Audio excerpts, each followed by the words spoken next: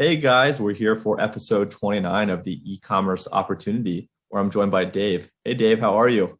Good, Chase. How about you? I'm doing well, thanks, man. I'm really excited to have you here. I was actually looking at our DMs before this, and it was funny. I think you had reached out to me thinking I was a different podcast host, and I was like, "This guy's interesting. Let me check him out." And I listened to your episode, and I actually thought it was really good.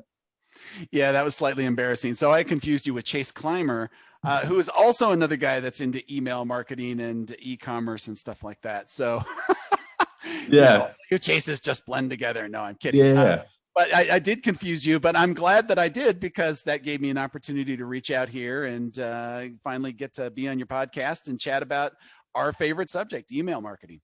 Yeah, man, I'm looking forward to it. I just had to mention that. Sorry to put you on the spot. I thought it was so funny, and I'm happy that we're both here. And your content on his podcast was great, and that's also why you're here. So, do you mind starting with kind of what you're working on right now? Yeah, sure. So my name's Dave Rodenbaugh. I run Recapture.io, which is an email marketing and SMS abandoned cart recovery, win back, et cetera, service that's across a bunch of different platforms. But primarily we're on Shopify, WooCommerce, Magento, BigCommerce. And I've been running that since 2016. I'm actually, I'm not the original founders of this. The original founders were a couple of guys that ran their own stores on Magento, and they built this tool because they didn't like what they had available over there. And after a while, they also realized that, hey, running a tool and running the store can be a little bit of a distraction. And one was six figures and one was not. So they're like, we're selling the tool. And I bought it and I took it over, and it's become my full-time thing ever since. And I'm excited to run it. I'm excited to be in the e-commerce space. It's a really cool place to be. The whole pandemic where the COVID was just ravaging everything. E-commerce was like a rocket ship, and you were strapped on by this tiny little harness, holding on for dear life, just hoping that you could continue to ride it all the way. So it's exciting. It's exciting. That's awesome. So, can we talk about like what were you doing before you took this over, and then how did you come across the opportunity, and like what was that transition of going from whatever you were doing before to owning a software business?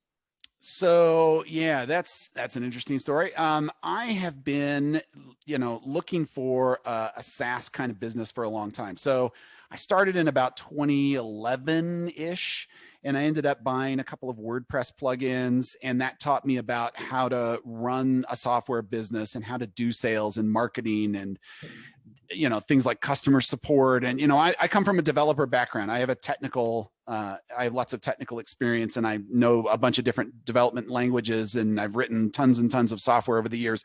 But what I really wanted was to run a business. And it's not uncommon. A lot of technical founders end up wanting to do that. So I got those WordPress plugins.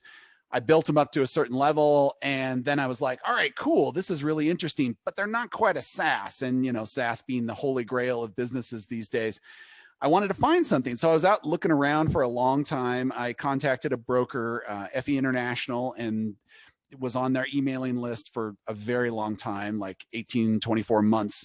And I was just going through their listings one by one at a time. And then all of a sudden this one came up. And several of them had come up. I put in bids. I didn't get them. I was very disappointed. It just sort of steeled my resolve to find something that I was going to be able to really sink my teeth into.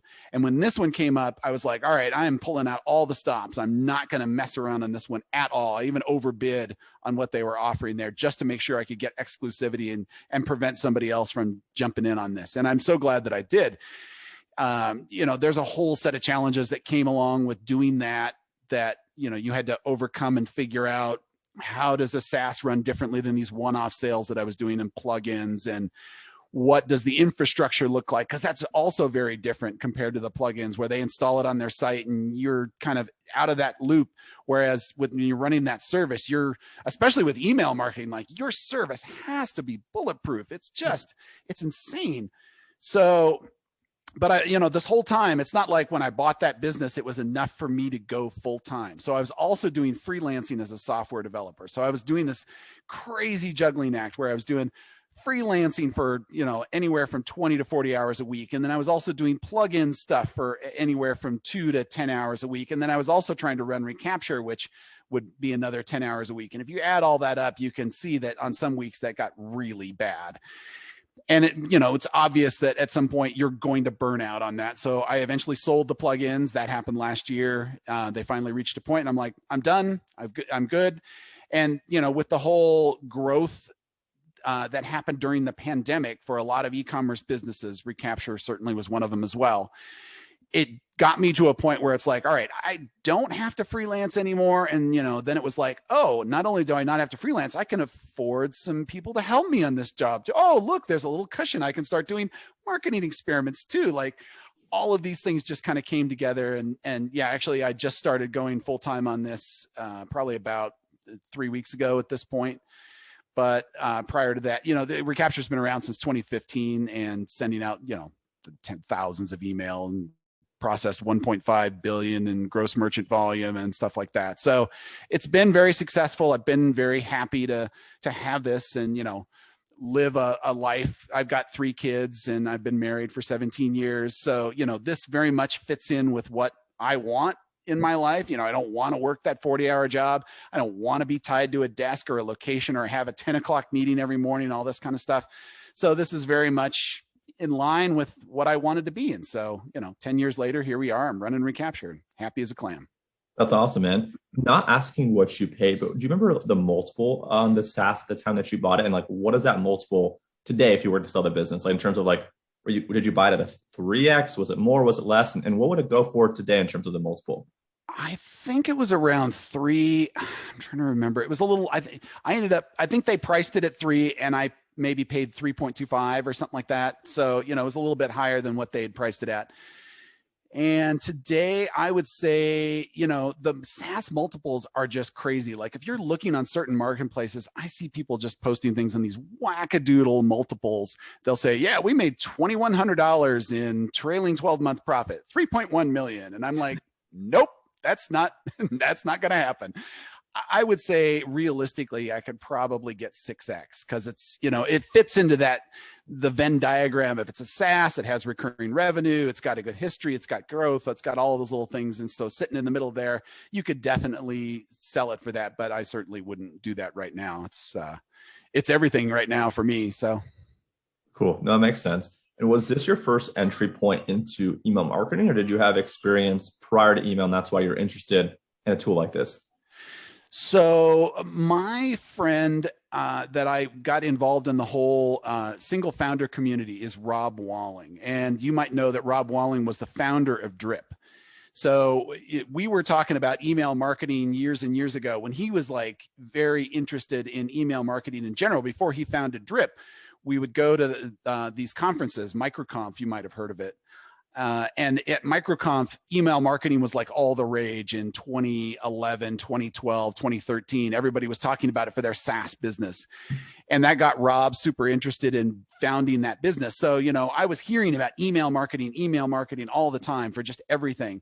And certainly email marketing in 2012 was nothing new. Like if you went back to internet marketing 5 years prior to that, they were all hammering on that with Infusionsoft and Aweber and things like that years before this.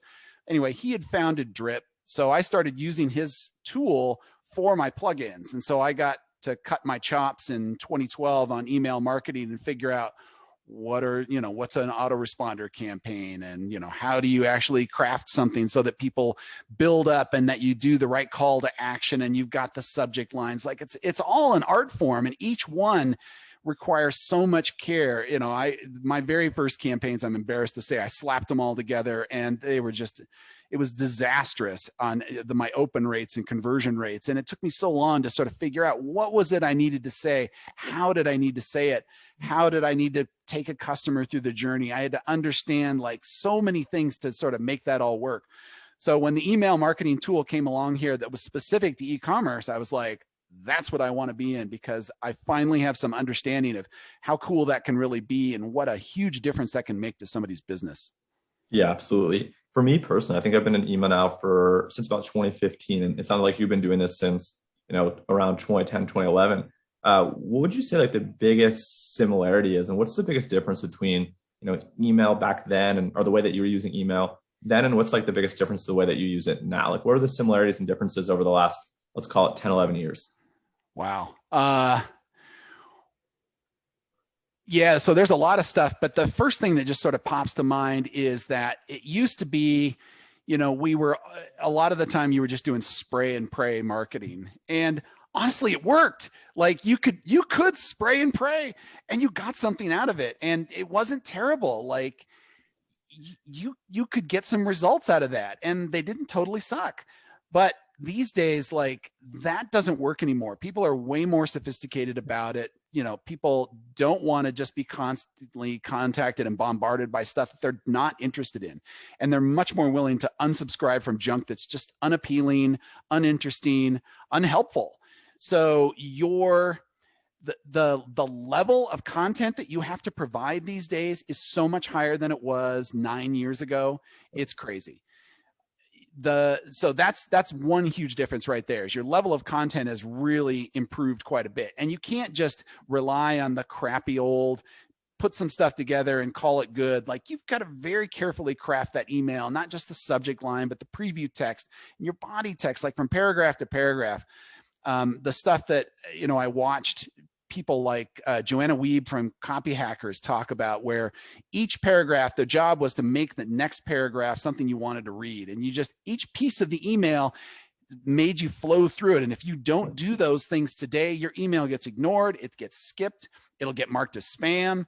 And so I would say, if anything, it's a lot harder to be an email marketer today because the bar has been set a lot higher. People expect more. And as a result, like it's great for folks like you or folks like me, because you can bring in some expertise and say, all right, look, I'm sorry, but your emails kind of suck. And here's why. And here's how I can really help you make them better.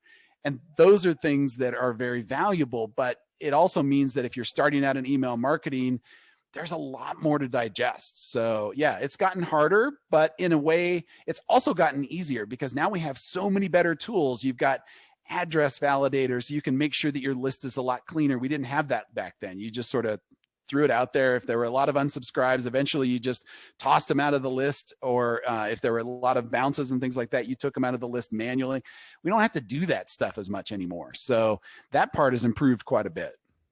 That's a fantastic answer. Now, that wasn't an easy question, so thank you for that. In terms of like Recapture, right? Why would someone use like a Recapture over using something, let's say within a Clavio that comes native? Like, what benefits do you bring to the table? That's a great question. And, it actually took us quite a long time to sort of figure that out. When I jumped into e-commerce, I was like, all right, we're going to be the email of e-commerce. And then it was like, whoa, wait a minute. Clavio kind of already took that mantle. You can't really do that. So yeah, I mean, there's definitely a fit. I think, if you're just talking Shopify for just a second, which I think is the vast majority of your audience, you basically start with Shopify basic emails, and then you've got Clavio that gets talked about a lot. And that gap is not like this. It's not really close together. It's fairly far apart. Like there's definitely room in between those two for somebody to put their solution in there that I think works pretty well. And so when somebody's getting started, I think Shopify's email is perfect. Like if your store is brand new, you don't have a lot of revenue, like don't pay for an email marketing solution. That's totally inappropriate. Don't buy Recapture, don't buy Clavio. You're not going to get your money's worth out of that until you're making, a decent amount of money a month, which might be like over $2,000 a month or something like that. And then the ROI starts to make more sense. So what we look for in Recapture for somebody, and this is kind of our target market, is somebody who hasn't reached the complexity level of Clavio, where you need all these complicated flows and you've got interesting products and you want to segment this thing by SKU and have this welcome series that's targeted to these users and things like that. Like that is definitely a level of complexity that not every merchant needs. And in a lot of cases, like it takes somebody like yourself to set all that stuff up. The average merchant just doesn't walk into Clavio and is like, all right, I can totally do everything in here. You got to watch tutorial videos. You got to read the documentation. You got to talk to an expert or get somebody to set it up for you. I mean, it does take some time and effort. And Clavio is a fantastic tool. I will never, ever diss Clavio because they are absolutely fantastic. They've really set the standard in the industry, and I'm glad that they have. For us, we're kind of sitting in between those two right there. Like you're a store owner who knows, gosh, I got to do email marketing. And I know it's on my top 5 things to do, but it never reaches number 1. because you've got something else that's burning every single day. It's inventory management, it's order fulfillment, it's customer support, it's something else. It's always something else, but you have to do email marketing. And so if you can just get it set up, let somebody else have the best practices in place and be there to support you, that's where Recapture comes in. Like, that's where we really shine, where you don't have a dedicated marketing consultant or a dedicated marketing department, and you're a store owner, maybe you've got one or two other people in there and you need the stuff set up. And, you know, we're great for that. We really excel in that space. We're also, you know, super easy to use. So you don't have to like take a lot of time to set it up, because you've got those 5 other things to work on. Email marketing is not that one. Awesome. So the way that I'm kind of interpreting this, right, it's almost like Shopify is like elementary school, right, in terms of the emails. And then you kind of graduate to something like Recapture. And maybe that's like middle school or high school. And then you graduate from that and you go to Clavio for college. Is that like, are you guys kind of like a step like on the stone to where people eventually use Clavio? Or how do you think about retaining customers where like you're easy to get onboarded onto and they stay with you? How does that all kind of work? And how do you think about that? That's, I think about that a lot.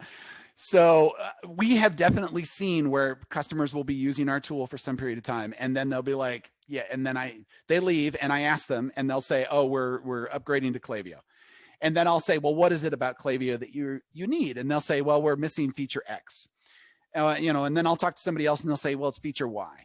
So there are some patterns in there that I found. So there are definitely things that we're adding to Recapture. In fact, this month, that's why we've added SMS is launching the end of the month. And we're also adding broadcast emails.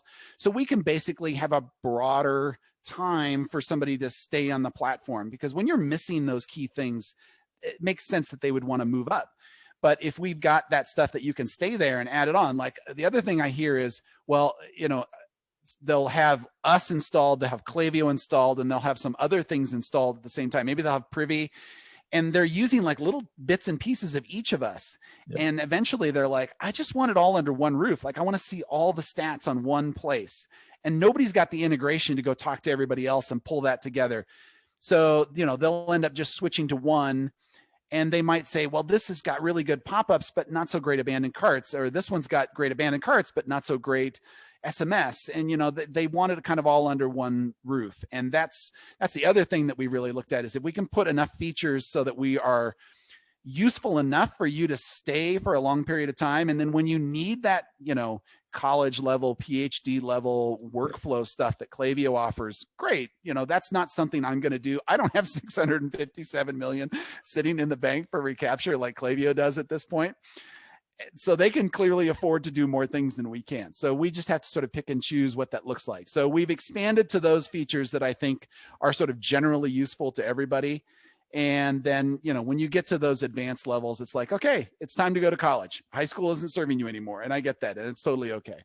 Yeah, I think going back to that analogy, right? It's almost like, so let's say that Shopify is elementary school. You want to Recapture consume middle school and high school then, right? So maybe if you're playing in middle school right now, you want to be able to graduate the tool to being able to keep people and retain people an extra 6 months, an extra 12 months, 18 months, 24 months, right? Mm-hmm. And then eventually if they graduate, that's great. It's a win for everyone. You got more LTV, right? You got more recurring revenue.